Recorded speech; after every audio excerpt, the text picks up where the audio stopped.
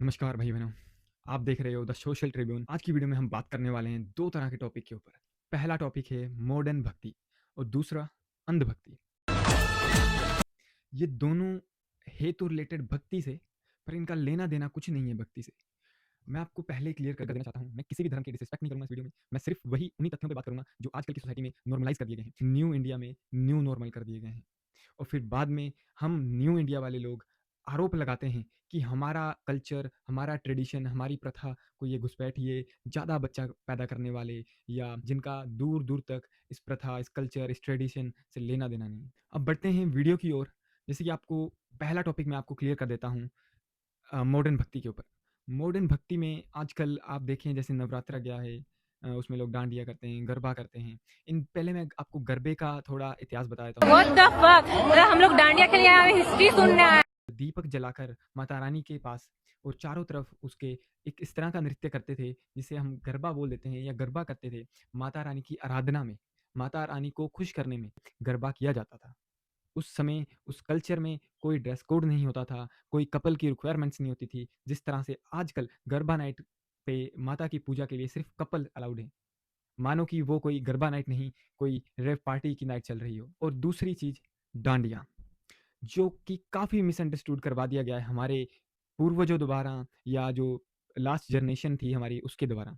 और इसी तरह हम इन ट्रेडिशन को अपने इन फ्यूचर जनरेशन के लिए खराब कर रहे हैं। जैसे कि मैं आपको बताता हूँ, डांडिया का इतिहास बहुत पुराना इतिहास है। 700 ईस्वी से ये डांडिया की प्रथा चलती आ रही है। डांडिया जब रावण का दहन करके हमारे श्री राम का खुशी जाहिर करी थी प्रभु राम के साथ। आगे बढ़ते हुए बात करते हैं गरबा नाइट्स की।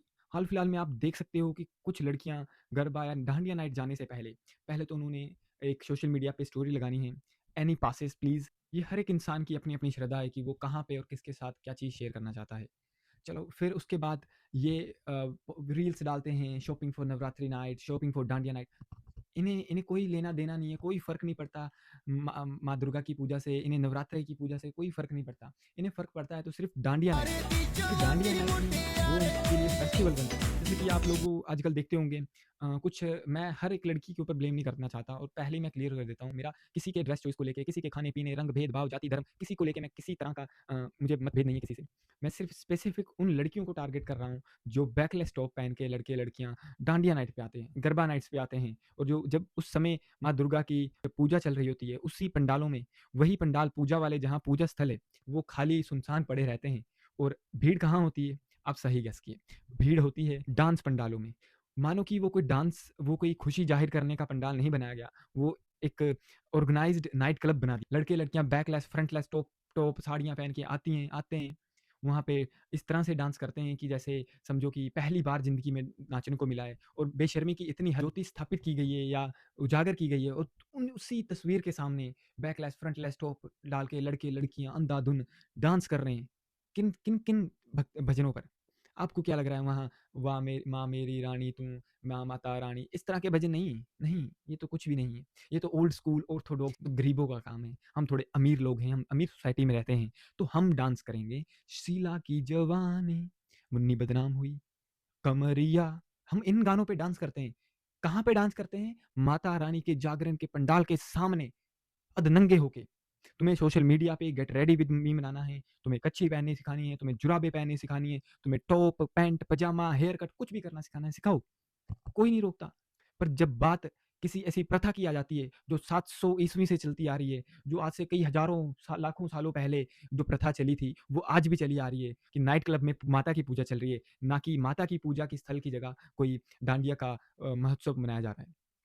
स्पेसिफिकली अलाउ ही नहीं है सिंगल बंदे को माता रानी के पंडाल के अंदर आना, कि तुम डांडिया नहीं खेल सकते, तुम माता रानी के पंडाल में नहीं आ सकते, क्योंकि तुम सिंगल हो, तुम बैचलर हो, तुम अकेले हो, क्योंकि वहां पे कपल चाहिए। जैसे कि मानो कि वो रेव पार्टी है। क्या यही हमारी ज़मीनी हकीकत रह गई है? वैसे तो मैंने हिंदू सभा के लोग, जो जो सोसाइटी के ऑफिसर्स होते हैं, जो रीजनल मैनेजर या अपार्टमेंट मैनेजर जो भी होते हैं, इन्हें क्रिकेट खेलते हुए, रोकते हुए देखता हूँ। इन्हें उन लड़कों-लड़कियों को, जो लड़के-लड़कियाँ ट्रेनिंग करते हैं अपने ग्राउंड में या फेस्टिवल, उन्हें रोकते देखता हूँ। क्या उस समय जब उनके बेटे-बेटियाँ टॉपलेस, क्रॉपलेस जो भी होता है, फटे-पुराने अधनंगे होके माता रानी के पंडाल में आके उनके सामने कमरिया, लॉलीपॉप, लागेलू पे डांस करते हैं, क्या उस अंकल का जो सुबह-सुबह फॉरवर्ड कर देता है मैसेज, क्या उनका सीना नहीं खोलता कि हमारी प्रथा, हमारा ट्रेडिशन, हमारा कल्चर किस तरीके से बर्बाद हो रहा है। लोग अगर इन्हें कुछ बोलते हो, ये बोलते हो तुम मॉडर्न नहीं हो, ये वेस्टर्न कल्चर। मैं वेस्टर्न कल्चर में रहता हूँ। वेस्टर्न कल्चर में हमने कभी नहीं देखा कि कोई बिकिनी पहन के अपने चर्च में जाके डांस कर रही हो। हाँ, वो वाइन पीते हैं, उनकी प्रथा है, उन्होंने मेंटेन कर रखी है। उन्हें सूट बूट पहन के आता है, उन्होंने मेंटेन कर रखी है। उन्होंने एक प्रॉपर सिंगल पीस ड्रेस पहनी है चर्च में, तो उन्होंने प्रॉपर फॉलो कर रखी है। सिर्फ हमारे ही धर्म में ऐसा क्यों हो रहा है कि हम अपनी मर्जियां चलाते जा रहे हैं। ये जस्ट मेरा ही पॉइंट ऑफ व्यू है, मैं किसी के ऊपर नहीं थोप। मान लो कि जैसे आज से 700 ईस्वी में जो डांडिया थी, उसे लाठी, दो लाठी लेके हाथ में झड़प करते थे लोग, या रावण के वध के बाद जब खुशी जाहिर करी, उस तरह उस समय लाठियां लेके लोग नाचे, अपने हाथ खड़े करके नाचे, किस तरह खुशी जाहिर करी। उस चीज को आज 1000 साल बाद इस तरह से दिखा दिया गया है कि डांडिया नाइट तो दो छोटी छोटी स्टिक होंगी, आगे पीछे लेके मारते रहो, घूमते रहो, और बैकलेस फ्रंटलेस टॉप पहन के लड़के लड़कियां आए वहां पे और वीडियोस बनाए, गेट रेडी विद मी। और वीडियोस कहाँ पे, किन सॉन्ग्स में वीडियो, कमरिया लॉलीपॉप लगे इन गानों में। क्या यही हमारे धर्म में, हमारे कल्चर में यही सिखाया जा रहा है? हाँ, अब तुम बोलोगे हमारे कल्चर, हमारे धर्म में क्या रेप करना चाहिए? रेप की बात अलग है, ठीक है, मेंटल हेल्थ की बात अलग है, किसी की प्राइवेसी की बात अलग है। पर जहां तुम धार्मिक स्थल पे हो, अगर तुम वहां पर स्ट्रिक्ट ये लॉ बनने चाहिए कि बैकलेस फ्रंटलेस ये जो लड़के लड़कियां टॉप कपड़े पहन के आ जाते हैं, उन पे प्रतिबंध लगना चाहिए।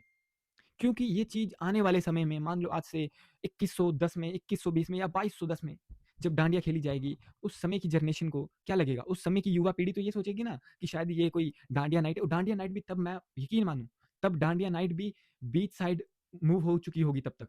कहीं बीच में कोई दो राय नहीं है कि कल आने वाले समय में किसी बीच के किनारे हाथ में दारू की बोतल पकड़े हुए नाच रहे हो। मानते आप लोगों का क्या कहना है इस चीज के ऊपर? ये जो अधनंगे होकर अश्लील गानों पे नाचते हैं लड़के लड़कियां, इस चीज को रोकना चाहिए या इस चीज को कंटिन्यू रखना चाहिए? चलो अब हम जो कंवारा बेवा से और तलाक याफ्ता से करेगा, चौथी शादी उसकी मुफ्ती तारिक मसूद साहब के जिम्मे है। 16 साल की लड़की नहीं मिले, 2 8 साल की, वरना 4 साल की। अपने दूसरे टॉपिक की ओर बढ़ते हैं। जो हमारा दूसरा टॉपिक है, आप देख सकते हो, ये फेथ और फुलिशनेस। एक नारियल, देसी घी और एक सरसों के तेल की बोतल।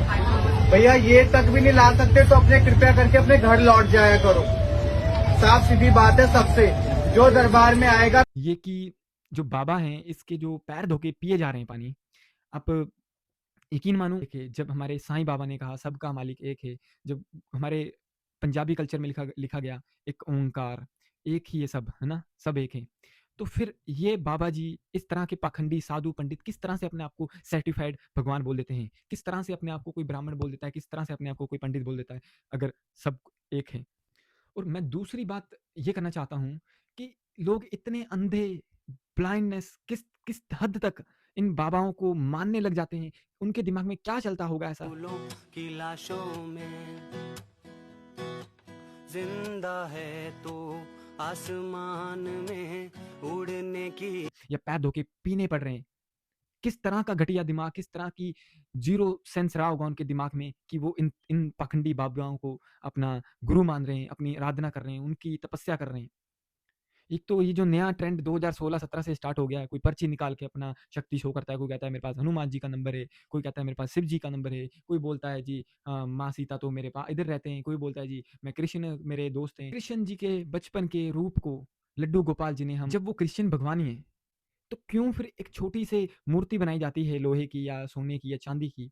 उसे एक बच्चे की तरह ट्रीट करना। आपकी श्रद्धा है, आप मानो, उनकी पूजा करो, उनकी आराधना करो, उनकी आरती करो, सुबह शाम दिन रात करो। पर उसका मतलब ये नहीं है कि आप उन्हें गोदी में बिठा के उन्हें ड्राइव देने जाओ। आप उस इसका ये मतलब नहीं है कि आप उन्हें फ्रिज में रख दो और बोलो ये माखन चोर है। हम अपने भगवान को चोर बोल रहे हैं कि माखन चोरी करने वो मेरी फ्रिज में घुस गए। उनका मजाक उड़ाया जा रहा है, नहला रहे हैं, उन्हें दवाई, उन्हें इंजेक्शन लगा रहे हैं, उन्हें दवाई दिलवाई जा रही है, उन्हें पढ़ाया जा रहा है। क्या ये दिमागी तौर पे कोई बीमारी नहीं हो सकती? मुझे तो बीमार लग जो लड्डू गोपाल जी की इस तरीके से, इस हद से डिसरिस्पेक्ट करते हैं। हमारे श्री कृष्ण है वो। कोई मजाक का तात्पर्य नहीं रह गए कि कोई उठा के अपनी फ्रिज में रख देगा, कोई बच्चे पढ़ाने ले जाएगा, कोई उन्हें मिठाई मुंह में खिलाएगा, कोई मैं चोर बोलेगा। आई एम सो सॉरी, मैं थोड़ा अग्रेसिव हो रहा हूँ क्योंकि कृष्ण है वो। हम उन्हें बोल रहे हैं कि आप स्कूल जाओ, आप पढ़ो। वो सृष्टि के रचयिता, वो ब्रह्मांड के रचयिता, उन्होंने महाभारत युद्ध लड़ दिया, बात कहानी सुनाते सुनाते। हम उन्हें पढ़ा रहे हैं, हम उन्हें स्कूल भेज रहे हैं, हम उन्हें माखन चोर बोल रहे हैं, हम गोपियां बन रहे हैं उनकी। शर्म करो।